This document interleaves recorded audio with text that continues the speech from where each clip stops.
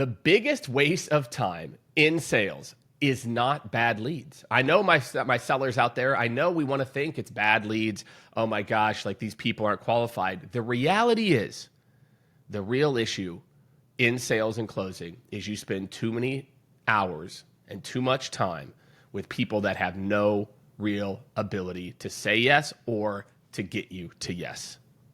That is the truth. And today, I'm going to give you the 4 non-obvious signals that you can tell within minutes where someone sits, not just in the budget, not in the authority, not in just the hierarchy, but in the political power to get things done. So that's what's up, everyone. Episode number 27, Innovative Seller. For those of you who are in sales and are trying to get better, today's episode is an absolute must. Right now, I talk to sales orgs every single week, and I say one thing. If you're good at sales, you've got an okay stack of yes, a big stack of no, and a small stack of maybe. But that's not the case for 90% or more of sellers, right? 90% or more of sellers have a huge ass maybe pile and spending all this time, and then they're complaining about the leads, but then they accept, they've tried to make these people the people. And so in today's episode, I'm going to break down why job titles are terrible, terrible indicators of actual authority. I'm going to talk a little bit about like the psychological aspects of authority, like what goes into moving people, why asking the silly ass question, can you tell me who the decision maker is not a great approach. And I'm going to talk about the difference between influence, authority, and budget control. Okay. I'm going to tell you all a couple of little anecdotal stories here, right, to kind of kick this thing off. I will never forget a deal that I had. This is a few years ago now, but we had all the right people, all the right people at the table, per my own thought of what I thought was at the table. And there was a person, I want to say her title was maybe like SVP of Ops or something like that, and she had a decent sized team. I know from my experience that if we're going to get a deal done at scaled, 9 times out of 10, the SVP needs to get involved with sales or the CRO. But she had all the right things to say. Jake, yep, this is approved. I had a conversation with X. He said, yes, this is good to go, etc. Right? Then what happened? Well, done deal. We're planning to kick off. Everything is good. Finance came in. Turns out, yes, she talked to the SVP, and I thought we gave her the ROI story, but the reality is we didn't. And what ended up happening is we lost the deal, and I'm going to tell you, and then we had to do one of those classic, like, oh, but wait, no, we can actually work on the budget. We can make the budget a little more friendly if that's what you need. And it was too late. The SVP had other strategic initiatives. She wasn't in the loop. Even though she said, I'm the decision maker, I have the budget, etc., and we lost the deal. My friends, look, at this point in my career, 20-ish years in, I still make this mistake every once in a while. And so that's why I'm going to give you kind of the 4-step process that I go through that really helps this to happen less, okay? This is never going to go away. Like, none of us are perfect, right? I didn't throw myself a big pity party after I lost a deal. But I do realize now that the more I execute these 4 things, I have a much, much higher likelihood of actually closing. And so if you're tuning in for the first time, thank you so much for tuning in. You have come to the right place here on YouTube. And if you're watching this on LinkedIn, I'm always sharing. We do a twice every other week show called Innovative Seller. It's based on my best-selling book, USA Today bestseller number 21. Innovative Seller. If you have not got a copy yet, what are you waiting for? Go get a copy. We talk about principles like this and others.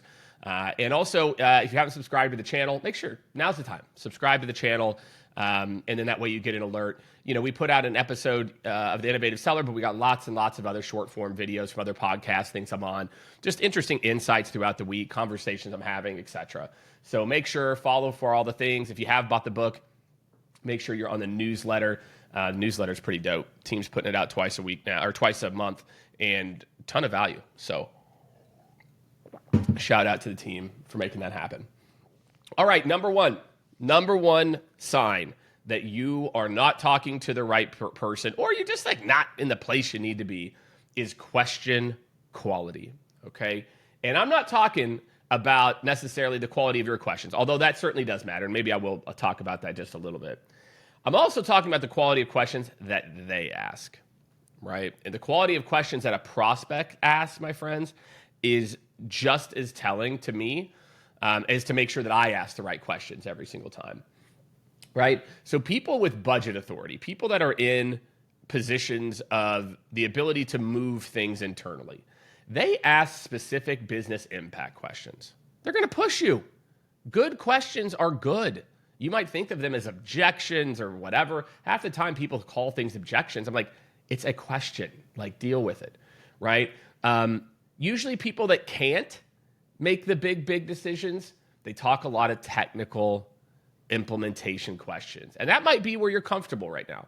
You might be comfortable in that zone of, I know my product, I know how it helps these people to do this, and you might not be ready for those business questions. That's okay. You can level up on those, right? So a good authority type question that I'm listening for are things like, okay, Jake, look, I understand this space quite a bit. When I think about my ABC team, what are the top 2 metrics that you feel like we're going to be able to move the needle on, right? And how are we going to track that to make, and also make sure impact happens, right? That's a question where it's like, well, not only what's the number, Jake, how are you as a firm going to make sure that we hit these numbers, right? They're like, okay, this guy, has he thought through all the variables? Does he know about the change management and things that happen?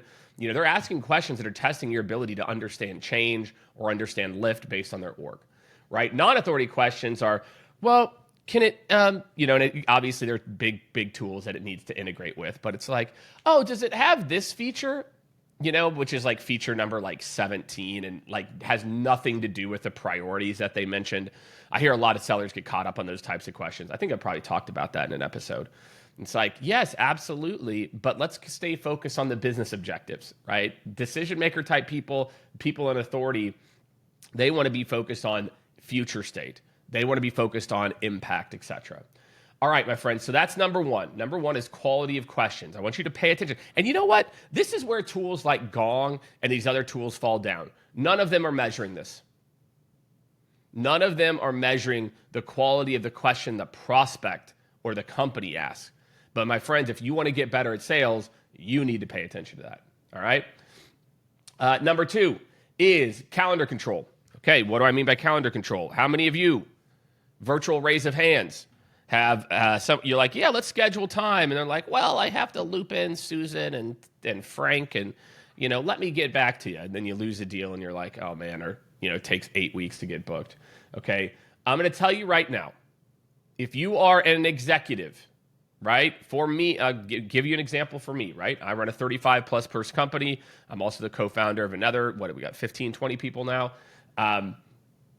If it's important, I can make it happen. And what my schedule is what dictates the other. And it's not that, look, if they tell me, Jake, this is important, I'll move my stuff around 100%. But you usually know you're talking to someone at a next level if they are talking about next steps. They're saying, okay, yeah, let's get some time on the books for Thursday. I'll work with my EA for her or him to reach out. Or, hey, yeah, Jake, that's fine. Let's do next week. This is a priority. You hear them saying stuff like that. Right. And then you need to make sure you say, great, let's open up our calendars. Let's, block the time. But if someone is able to move the needle on getting meetings scheduled, you're in the right place. On the flip side, and again, I know you guys have been there. I know I've been there, right? Where, and again, I'm pretty good at this. I'll give you a quick objection handler to get over some of this stuff. We've all had deals that slip because the person's like, well, I'm trying to coordinate calendars, blah, blah, blah. And you're like, okay, great. But I'll tell you what I do. Here's something that you guys can borrow, you can steal to even help, even if you're not at the right level, is at the end of the meeting, let's say you're at a mid-level and you go, okay, great. Well, let's do this. I know you're going to have to coordinate with 3 or 4 other people, but let's at least put a calendar holder in place for late next week. I'll open up my calendar, make sure you're open. We'll put a placeholder, you can confirm, and sometimes that's a little easier. Does that work for you, Brenda? And then they say yes. So there you go. That's what you got. If you want to book more meetings and not get the old, well, let me coordinate internally. That is, my friends, is how you handle that. Okay. So, all right, we've got 2 more for you. And again, if you're finding this episode valuable, maybe this is the first time you're tuning in, you're always tuning in, make sure to like the video, subscribe, share it in your company Slack channel, for all of those sellers out there who are like, man, we got to get better at this. We got to get better at really identifying the right people. This episode is for you. So make sure, do the things like subscribe and share with your peeps internally. And like I said, we release a new episode every other week. Newsletter comes out in between. So this is the place you can come to always stay up on what's working, what's not working in modern sales. So next, engagement with pricing. Okay. How many of you have been told do not talk pricing early? Or, oh, we got to have 2 or 3 conversations. Guys, that's old school. That's how it used to be. People now expect pricing. And executives are okay with it early. Here's the thing. If you're asking, let's say a small company, let's say 150 people, okay? If you're asking them for $100,000, if you have 150 people, you are making, it depends, man. Now we see companies at 50 million ARR with 30 people, but you're doing 50, 60, 100 million, okay? Guys, they have 100,000. They just don't want to give it to you. And I think a lot of people, when it comes to budget, look, executives are fine because an executive can understand big picture. $100,000, dude, that's a drop in the bucket. That's couch cushion change for all of you out there who still carry change in your pocket. But long story short, you think about that mindset, right? You think about the mindset that an executive is thinking big picture. They're thinking an investment. $100K is an investment, right? Now, when you talk to lower level people, you know what they do? Act like it's theirs. They're like, man, $100K in my life is a lot of money. And it is, don't get me wrong, but it also is not a lot if you can prove business impact. So don't get, don't be scared to talk pricing early. Buyers expect it. Executives are more than happy having that conversation. And again, you'll see it, and it's not that you won't hear, okay, you might not hear some uncertainty from time to time, but executives are much more comfortable having that conversation, without a doubt. Okay. Last, but certainly not least, okay? And this one for me is a very, very, very big one, okay? Oh, man. Companies, I think the last stat I saw was 85% of companies cite that they have poor collaboration internally, right? I'm sure that doesn't surprise probably anybody. Companies suck at collaborating. They're not very good at it. Yours probably isn't very good at it. Your prospects aren't very good at it, okay? But let me tell you this. You know who is good at it? People at a certain level who know things work across departments, right? And that you only get that to the top when you're at the top, okay? And real decision makers, they start to say things like, okay, great, we'll probably need to loop in Jess. We're going to need to loop in Susan. They kind of have an idea of not just who's involved on the hierarchy, but also who's got opinions, right? Another thing, is, on your side, this is kind of the flip side of it. If you start using words like we, hey, we, okay, so next step is we will, we versus you or they. You'll start to also be able to test, hey, is this person into the deal? Are they a part of it? Right? For me, I think a quick exercise that you could do right now is to say, hey, what are the 2 other departments and, who would those people be that might need to get involved in our next few conversations? And if you hear something like, yeah, that's a good question, let me think about it, I already know I'm talking to the wrong person. This person does not know how to buy or move things through, and that's fine. Look, I can have lots of champions that fit that thing, but I also know, hey, man, if I'm going to get this deal done, it's not going to end up in my maybe pile. I better get my butt in gear and go start to talk to some other people or get them involved sooner than later as well. So if they don't understand stakeholders, they're not mentioning other stakeholders, they don't understand who should be involved, that's it, my friend. Those are the big ones for me. If they have to be able to understand how things work a little bit internally. Most people aren't great at collaborating, and you still have to be the quarterback, but they should be able to answer some basic questions. So that is the highlight for today. Okay, today's episode's a quick one.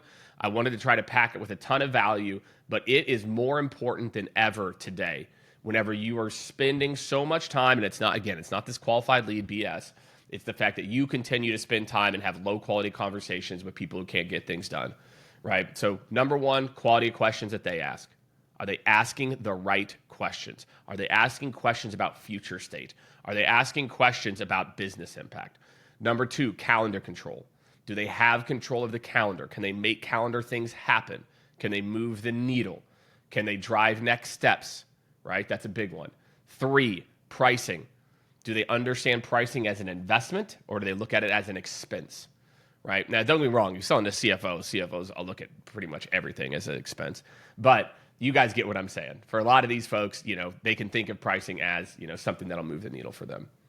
And last but certainly not least is other stakeholders. Do they know how to get other people involved? Have they got other people involved? Can they clearly articulate, typically with something like this, who are the people that need to be involved? So my friends, it's not that you don't necessarily, you're going to have lots of people in a deal. I want to be very clear. You're not going to be always talking to this person who can do everything that I just mentioned. That's crazy. The goal that I'm trying to relate to you is that our job is to try to get there. And to try to think about within our own group, how can we get people to move that and get us to those levels of people who can unblock things? Because if you get up to that level, life gets a lot easier. So that's what's up, everybody. Take these techniques into your next 3 sales calls, right? And track the results. Do me a favor, drop a comment. If there's something that really resonated here, drop me a comment. Let me know which little nugget that you tried. Love to hear that. If you found this valuable, okay, do me a favor, make sure to like the video, subscribe to the channel. If you want to go deeper on this topic and all topics about the future of sales, make sure to check out Innovative Seller, USA Today bestseller. For a reason, we have companies implementing our intent framework left and right. They're tired of MedPick. And make sure to definitely check out the community. We've got a ton of resources on there. It's really more of a resource center right now than a community, but we've got videos on AI. We've got posts. We've got aggregating all my posts from social. So go check all that out. Again, if you're somebody who's a student of the game, I'm really trying to do my best to put out the type of content that's going to help you move the needle. So that's what I got for you, everybody. Thanks again, and we will see you on the next one.